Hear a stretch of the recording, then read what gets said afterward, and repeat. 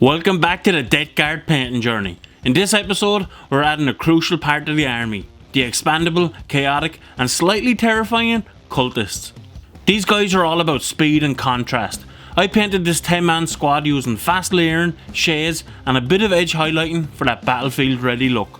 I started by blocking in the base colours, and here's the full breakdown. Their clothes got a coat of Dark Reaper. It's a really nice desaturated blue that works great as a grim base. The pants, the parts around the neck and the shoulders were then painted with Rackhard flesh to give a contrast to the darker tones. Abaddon black was then used on the boots, the guns and a few of the hoods, and I picked out the pockets on any other hoods with wag flesh for the green pop. For the metallics, I used lead belcher on the guns and blades, and two of the cultists had barbed wire bats, so I used Mornfang brown for its base colour.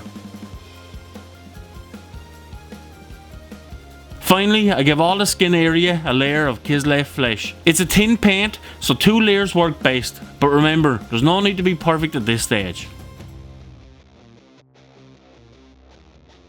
Next was the shading, and this is where the grit and depth start to come through. I shaded the clothes with Agrax Earthshade to deepen the folds and to dull the colour a small bit. For the pants, I use Skeleton Horde. It blends nicely over the Rackhard flesh for a dirty canvas look.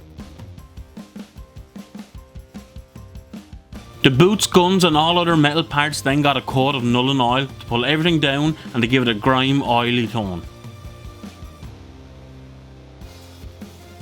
Finally, I covered the skin with Guilliman flesh. This instantly gives life and warmth without too much effort, but make sure not to add too much so it doesn't pool up in the recesses. Once the shades were dry, I brought everything back up with edge highlights. The clothes were highlighted with Fenrisian Grey for a subtle pop.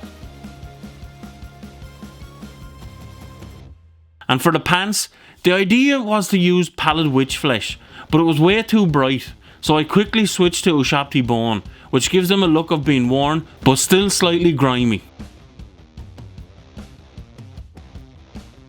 A similar thing happened with the black parts, but this time the original highlight of Eshin Grey just wasn't bright enough. So I switched to Stormvermin Fur for the boots and the guns, and it was just right.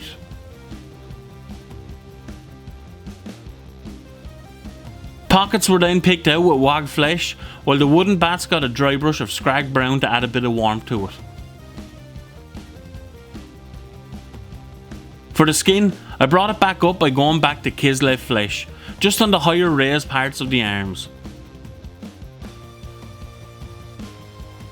The final part then was an edge highlight of Stormhorse Silver on the metal parts, and this really makes the guns pop out more.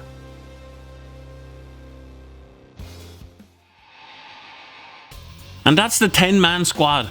Dirty, sometimes mismatched, but full of chaos flavour. Don't overthink perfection with cultists. You want a variety in the tones. Not every coat has to match, and a few messy parts here and there actually add to the chaotic look. You can even add some rust later on, like I did with the Poxwalkers in the last video, if you want them to have a more of a desperate look. But that wraps up episode 2. In the next one, I'll be moving on how to get that rotten flesh look, not just on your Death Guard, but any other models for your army. Let me know in the comment section what you'd like to see next. And if you enjoyed this, hit the like button and subscribe to keep the plague rolling. Thanks for watching, and may your washes always flow smooth.